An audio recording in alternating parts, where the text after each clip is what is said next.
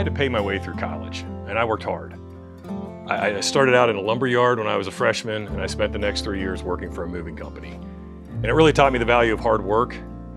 And I had a professor in college that really lit a fire under me when it came to finance and the markets, and I took a real strong interest in the world of investments.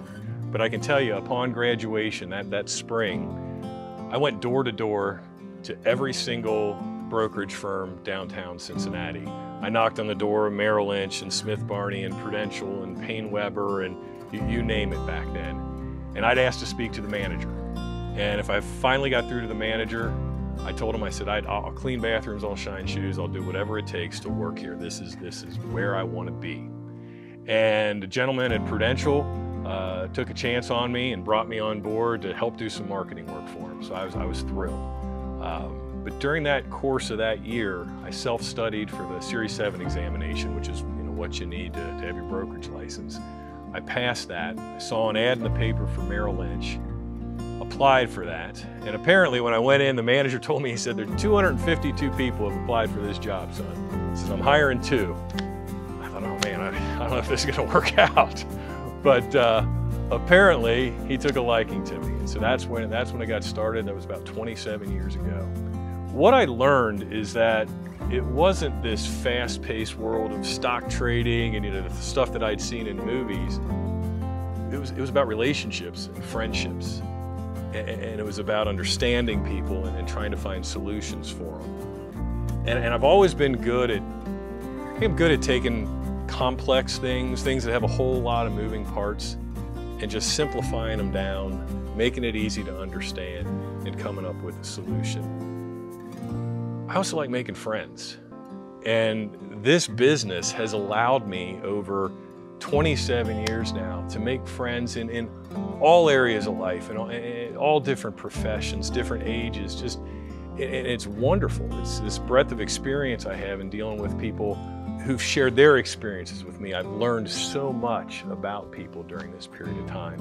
Doing this for as long as I have, I've had the opportunity to deal with multiple generations. I've seen clients from the beginning of retirement to the end of retirement. I've helped their kids with the money they've inherited. I'd helped their grandkids with the money that's been inherited. So I've seen the whole spectrum along the way. So I'm very confident at this stage in my career, when I give advice, I know how it's going to turn out, and that gives me confidence. My wife and I met when we were freshmen at Miami University in Oxford, Ohio.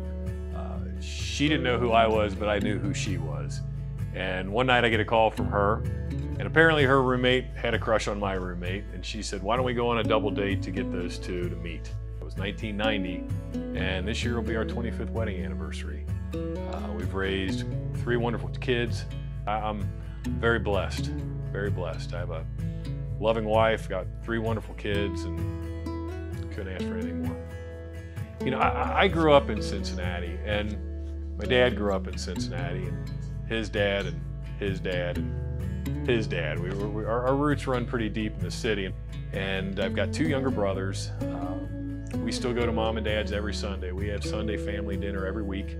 Mom cooks a big meal. My brother comes with his 4 kids. I come, and in fact, my best friend from college, who started coming home with me in college to get a good meal on Sundays, still shows up every week for Mom's Sunday meal. So we are a very tight family, and it's really important to us. And just love my mom and dad to death, and thank God every day that they're still alive and active and part of the whole family.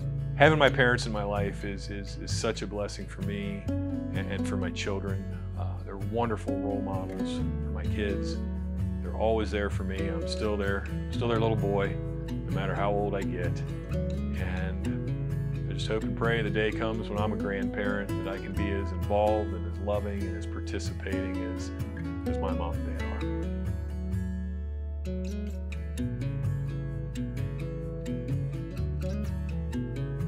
I had a tragic story a couple of years ago. My client, my primary client, was a grandfather. I took care of his son and his son's wife and the granddaughters. And his son had died in an accident. leaving behind a wife and 3 young girls. And within a very short period of time, the grandfather died as well.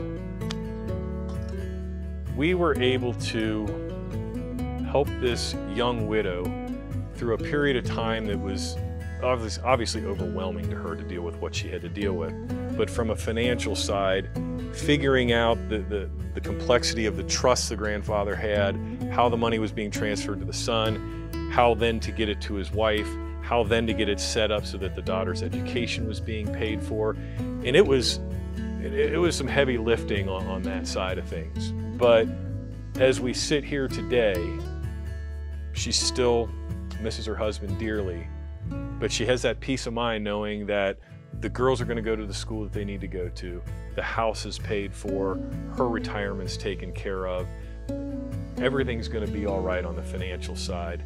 And I believe that's because of the planning work we originally did with Grandpa 2 generations up, that the grandkids don't have anything to worry about today. For the past year, the idea of running my own financial advisory business has been percolating in the back of my mind.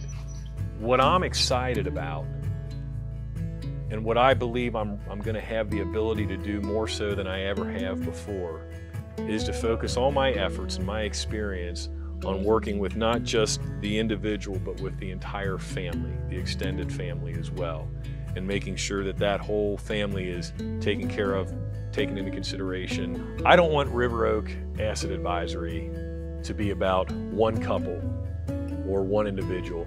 I want it to be about their kids, their grandkids, the entire family. I want the services that I provide to span multiple generations for a family. I think this is the direction of the industry. I think the industry has to deliver more than just, a good investment idea or a good mutual fund or a good ETF.